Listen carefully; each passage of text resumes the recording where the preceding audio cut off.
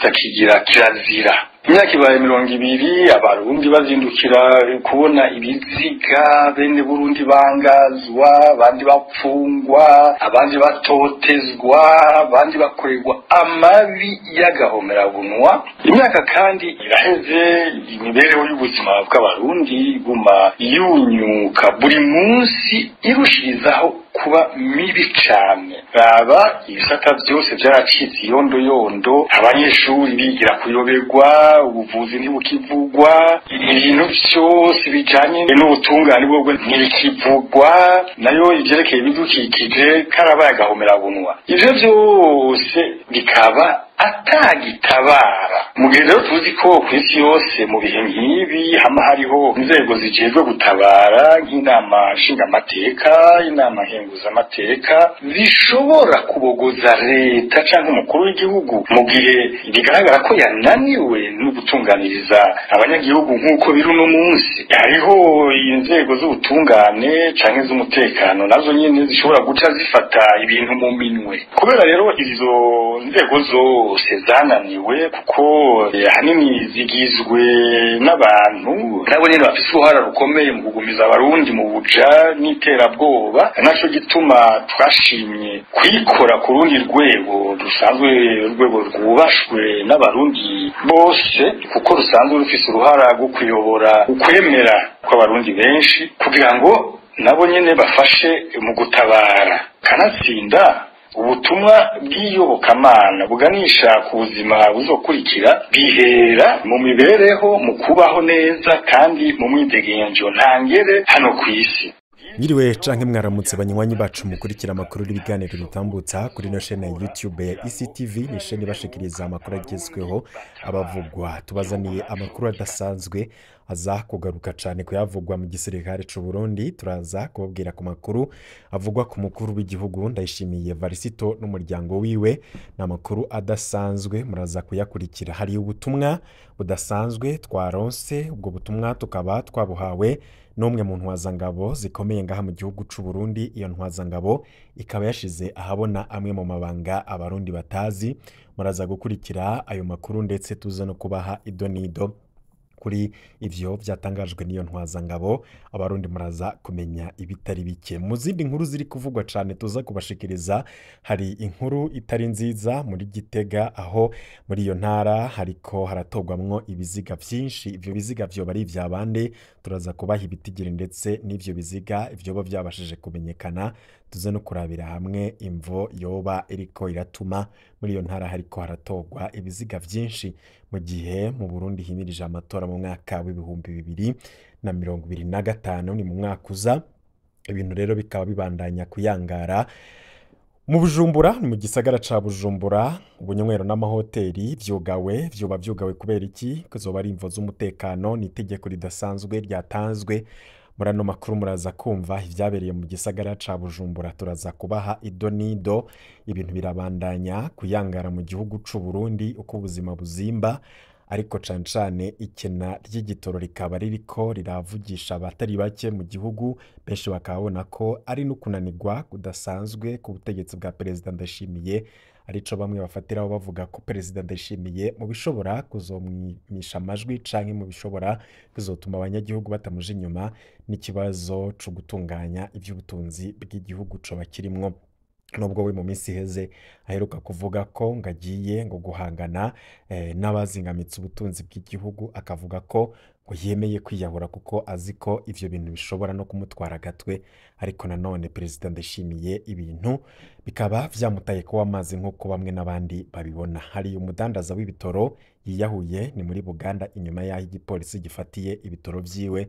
Iyo nkuru nayo turaza kuyibaha. Dufise inkuru nyinshi zitandukanye ziriko ziravugwa, tuza kugenda tubashikiriza. Murazi ko tubashikiriza amakuru menshi abagezweho avugwa. Ugafyonda kuri subscribe kugira uraje uronka notification, maze uronke amakuru mu bambere uko dushize ko inkuru uraje ugenda uraronka notification, maze ubashe kumenya ibiri kuvugwa irya nino mu gihugu, kandi unasangize abagenzi bawe kugira nabo bamenye ibiriko biravugwa irya nino. Banywanyi bacu mwese aho muri, reka mbahe kaze muri ano makuru. ngira dutangurire kuri no nkuru nari mpereje ko ni muri Buganda hari umudandaza w'ibitoro yiyahuye inyuma yaho igipolisi gifatiye ibitoro vyiwe. Uyo yiyahuye akaba yitwa Andre Ndayambaje afise imyaka 35 yarapfuye kuri uwa kane. Uwo mugabo rero akaba yaba mu karere ka Nyamitanga muri komine Buganda ho mu ntara ya Cibitoke ni mu buraruko bushira uburengero bw'u Burundi. Yiyahuye inyuma yaho igipolisi gifatiye ibitoro vyiwe. Igipolisi cahi Buganda kikaba kivuga ko kiriko kirafata ibitoro abakora amagendo binjiza babivanye muri Repubulika Iharanira Intwaro Rusange ya Kongo mu ntumbero yo kwirinda amasanganya y'imiriro.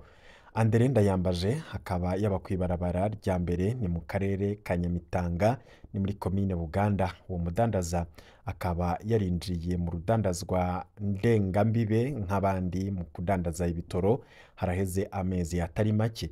Weco kimwe n'abandi badandaza bo mu Kinywabi arangura igitoro hakurya y'uruzi Rusizi ni mu ntara ya Sud Kivu ihana urubibe n'u Burundi. Kuri uwa kane niho igipolisi cafashe essence nyinshi Inyamitanga, igice cabaye nk'amirukiro atari ku banyagihugu bo mu ntara ya Cibitoke gusa ariko nabo mu gihugu canke nabo mu gisagara c'ubudandaji Bujumbura, kubera ko ariho bashobora kurondera ivyo badandaza mbere bakanaronka uburyo batunga imiryango yabo. Kubw'ababonye ico gikorwa c'igipolisi, Andre Ndayambaje baramutwaye amabido 100 ya essence n'amazutu vyose hamwe.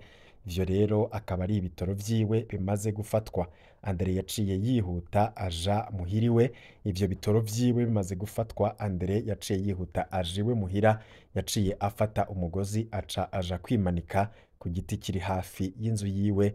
Niko bamwe mu banywanyi b'uwo muvyeyi w'abana batatu bagaragaza umubabaro. Uburongoye igipolisi muri iyo ntara akaba yemereye abamenyesha makuru urupfu rw'uwo mudandaza. Colonel de Police Jacques Nijimbere akaba avuga ko igipolisi kiriko kirafata ibitoro bikugwa muri Kongo mu kinyegero mu ntumbero yo gukinga amasanganya nk'imiriro bishobora kwaduka mu ngo kuko bibikwa mu mazu y'abanyagihugu.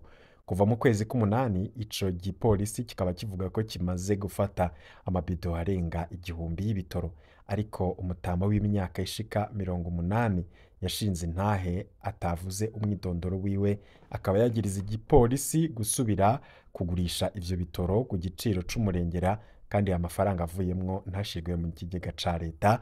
Abapolisi rero nabo nyene bakaba bakora amanyanga bakacaka abo banyagihugu nabo ubwabo bakaja kukidandaza. Ntivyumvikana ukuntu igipolisi gifata abadandaza b'ibitoro mu gihe leta vyayinaniye kukizana. N'abategetsi b'i Bujumbura umugwa mukuru w'ubutunzi hari ibisata vy'amashirahamwe ya ONU ntibahengeshanya kuza kugura igitoro ngaha. Niko rero abanyagihugu b'Inyamitanga bavugana akababaro ko abadandaza ibitoro muri iyi minsi bategerezwa ahubwo kubonwa nk'intwari banakiza igihugu, kubera ko ubutegetsi buhari bwananiwe gutorera inyishu ico kibazo. Abanyagihugu rero bakaba bafise umubabaro udasanzwe kubera ubutegetsi butariko burakora ico butegerezwa gukora kugira buzane igitoro mu gihugu, maze abanyagihugu bareke kuja baravunika baja kukirangura muri Kongo, aho bivuga ko igitoro kimwe kimwe cari kigenewe abarundi ucuba kinagurishwa n'ishirahamwe Prestige rikaja kukigurisha muri Kongo, abanyagihugu bakaja kukigurayo mu Kinywabi, kandi iryo shirahamwe naryo rikaba ryegukira umupfasoni w'umukuru w'igihugu. Ibintu vyabaye mu gisagara ca Bujumbura navyo biratangaje cane. Hari ubunywero n'amahoteli menshi vyugawe nk'uko musitanteri wa komine Ntahangwa mu buraruko bw'igisagara c'ubudandaji Bujumbura yugaye burundu ubunywero n'amahoteli 33 bakaba bagirizwa kuduza ibiciro vy'ibinyobwa vya Burarudi. Umushikiranganje ajejwe intwaro yo hagati mu gihugu Martin Interetse akaba aheruka kusaba ko abarongoye ababarongoye ngo bategereza guhana bikomeye abadandaza abanyegeza ngo binyegeza ngo bakanaduza ibiciro ku butaka bwose bw'u Burundi. Bamwe mu basesanguzi babona ko indongozi z'u Burundi bagomba kwiyeza imbere y'abanyagihugu muri iki gihe himirije amatora y'abashingamateka n'abakenguzamateka hamwe n'ay'abahanuzi b'amakomine mu mwaka uza w'ibihumbi 2025. Iyo ngingo yashizwe ahabona kuri uwa gatatu. Amazone 6 yo muri komine ya Ntahangwa akaba yarahungabanijwe n'iyo ngingo, ariko zone ya Kamenge akenshi izwi ko ibamwo ibirori vyinshi niyo yakozweko cane, ikaba yugawemwo yonyene amazu y'idandarizo ashika kuri 17. Ernest Niyonzima ni musitanteri wa komine Ntahangwa, akaba yibutsa mu rwandiko rwiwe ko ubwo bunywero n'amahoteli bidakurikije amasezerano mu kubahiriza ibiciro vyavuganywe ko mu nama n'abajejwe umutekano, intwaro, igipolisi n'abadandaza ubwabo. Musitanteri Niyonzima kandi akaba yaragabishije ba nyene amadepo y'inzoga ngo bashobora nabo nyene guhanwa ngo mu gihe batokubahiriza ibiciro vya leta, niko uwajejwe intwaro yagabishije. Ababa mu buraruko bwa Bujumbura barashima iyo ngingo, ariko batinya ko abadandaza bashobora gushigikirana mu mabi. Abanyagihugu bavuganye na bagenzi bacu bo kuri SOS Media Burundi bakaba bagaragaje amakenga, bavuga bati ba nyene ubunywero n'amahoteli bitahanywe bashobora gufata ingingo yo kunyegeza ibidandazwa vyabo bakabigurisha ku biciro vy'umurengera. Abandi bakaba bavuga ko ari ingingo za politike zizomara igihe gito, ngo boba ari ugusamaza abarundi. Mu rwandiko rwarungikiwe abaserukira abapolisi n'intwaro ku butaka bwose bw'u Burundi, umushikiranganji w'intwaro yo hagati mu gihugu Martin Ninteretse akaba aherutse gusaba abo arongoye guhana vya ruhasha abadandaza banyegeza ibidandazwa bakanaduza ibiciro. Abahinga mu vy'ubutunzi bakaba bavuga ko babona ko izo ngingo zifatwa mu ntumbero yo kwigarurira imitima y'abanyagihugu b'abarundi muri iki gihe hegereje amatora y'abashingamateka n'abakenguzamateka n'ab'amakomine yo mu mwaka w'ibihumbi 2025. mu mwaka uza amatora nibwo azoba, ariko abanyagihugu bo baramaze kubona ko indongozi zihari n'ubutegetsi bwa CNDD-FDD ataciza butegerezwa kubazanira, kuko igihe bamaze mu bibazo ndetse n'ubukene bubandanya kwiyongera. Igihugu c'u Burundi kikaba kidagifise ijambo mu makungu ndetse no mu karere. Igihugu cirirwa ciravurwa ko ari co gihugu gifise ibibazo ibindi bihugu bitagira, benshi rero ntibabona kazoza mu gihe umugambwe CNDD-FDD ngo bukiri ku butegetsi. Uko niko kandi ibibazo ndetse n'umutekano bibandanya kunyuka. Intara ya Gitega yo irabandanya gutogwamwo ibiziga umwanya n'umwanya. Hari ikiziga c'8 caraye gitowe mu ntara ya Gitega hagati mu Burundi, ni mu kwezi kumwe gusa. Ikiziga kigira 18 caratowe muri iyo ntara, catowe ku mugwa mukuru w'intara, ukaba n'umugwa mukuru wa politike mu Burundi. Ikiziga c'umuntu ataramenyekana caratowe kuri uwa 4 mu gace ka Rango, ni muri ico gisagara ca Gitega, umugwa mukuru wa politike. Igipolisi co muri ako gace kikaba kivuga ko ico kiziga cariko kirononekara cahambwe uwo munsi wa 4 nyene. Kikaba igipolisi canamenyesheje ko hazotangura amatohoza.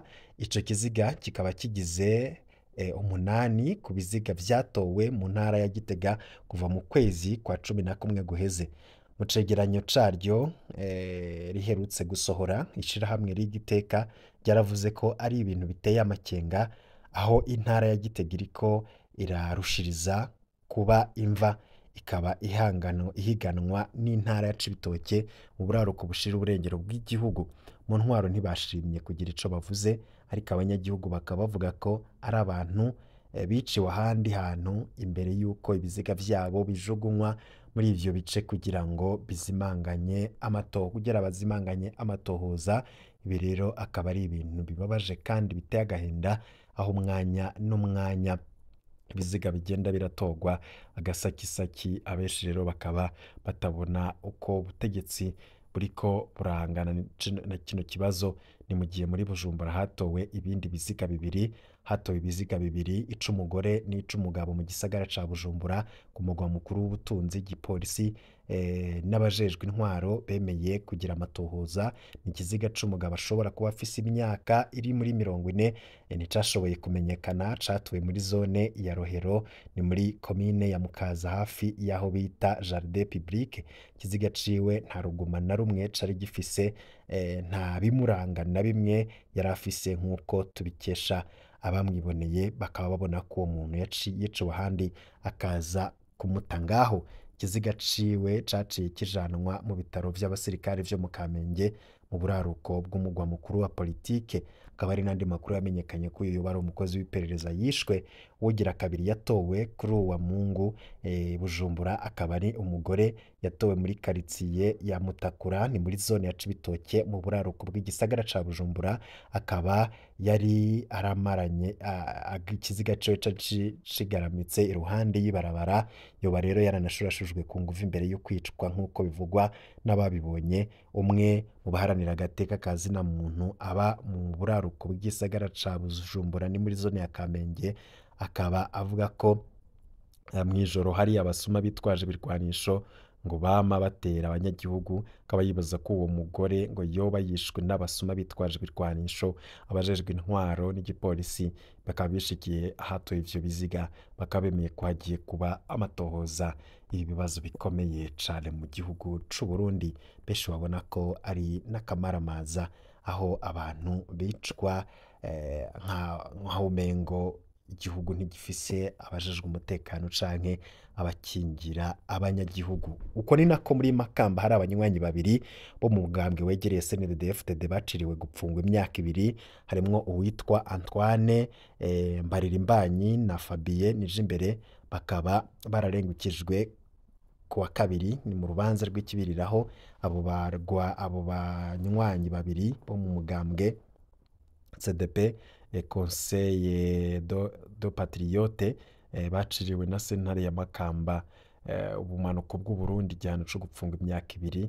Bakaba bazotegerezwa kandi kuriha n'ihadabu y'amafaranga 800,000 buri umwe wese.